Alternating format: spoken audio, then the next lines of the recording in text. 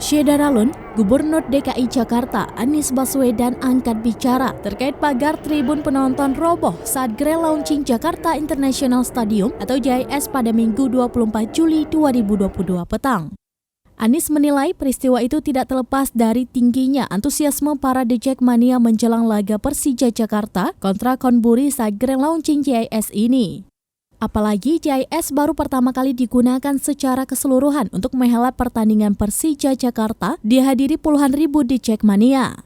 Menambahkan penjelasan Anies, Direktur Utama PT Jakarta Propertindo Widi Amanasto juga menilai robohnya pagar akibat antusiasme pendukung Persija Jakarta.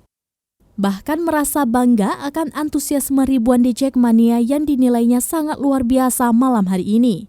Jack Pro akan mengevaluasi kerusakan yang diakibatkan dari robohnya pagar beserta kanopinya.